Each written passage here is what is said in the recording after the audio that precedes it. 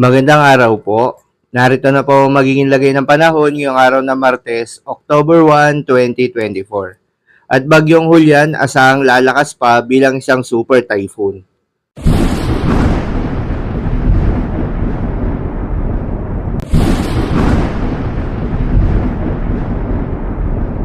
Sa kasalukuyan ng tayong sa pag-asa, si bagyong Hulyan nga inaasahang lalakas pa bilang isang super typhoon sa loob ng 24 oras.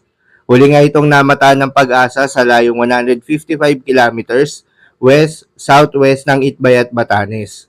Taglay ang lakas ng hangin na umaabot sa 175 kilometers per hour malapit sa gitna at pagbugso na umaabot sa 215 kilometers per hour, kumikilos pa westward sa bilis na 15 kilometers per hour.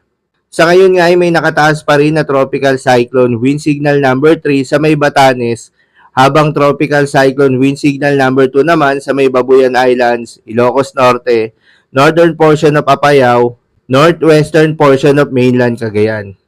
Habang tropical cyclone wind signal number 1 naman sa Ilocos Sur, La Union, Pangasinan, nalalabing bahagi ng Apayao, Kalinga, Abra, Mountain Province, Ifugao, Benguet, nalalabing bahagi ng mainland Cagayan, Isabela, Quirino, Nueva Vizcaya, northern portion of Aurora at northern portion of Nueva Ecija. Dahil pa rin sa epekto nitong si Bagyong Hulyan, asahan na magdadala pa rin ito ng malalakas na hangin ngayong araw sa may Ilocos Region, Cordillera Administrative Region, northern and eastern portion of mainland Cagayan, eastern portion of Isabela, Aurora, Zambales, Bataan, Metro Manila, Calabarzon, Romblon at Camarines Norte. Pagsapit naman ng Miyerkules ay asahan pa rin na may pagbugso pa rin ng hangin sa Ilocos Norte, Ilocos Sur, Abra, Apayao, Batanes, Babuyan Islands, northern and eastern portion of mainland Cagayan at eastern portion of Isabela. Asahan din na magdadala si Bagyong Hulyan ng katamtaman hanggang sa malalakas na mga pagulan.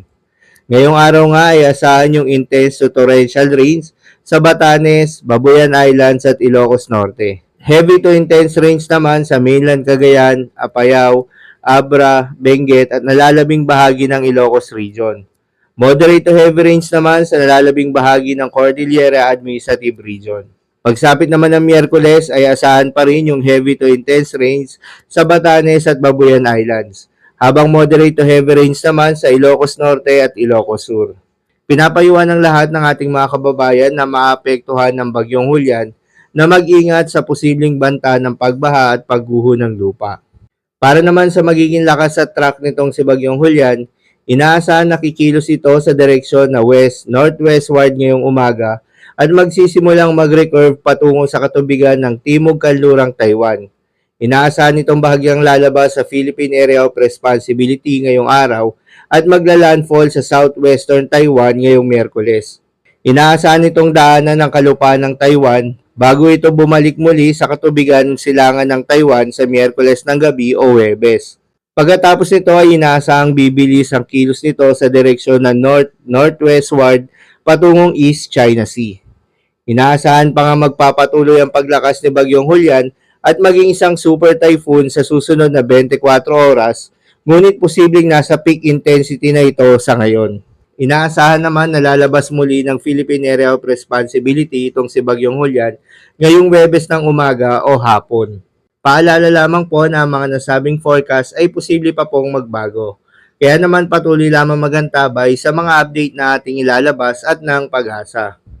Para naman sa magiging lagay ng mga dagat baybayin, ayon sa pag-asa ay may nakataas pa rin na gale warning sa mga seaboards ng Batanes, Cagayan, kabilang na ang Babuyan Islands, Ilocos Norte at Ilocos Sur.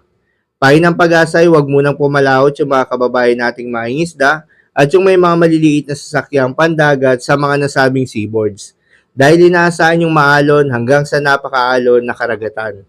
So yun lamang po para sa lagay ng panahon ngayong araw ng Martes. Keep safe everyone.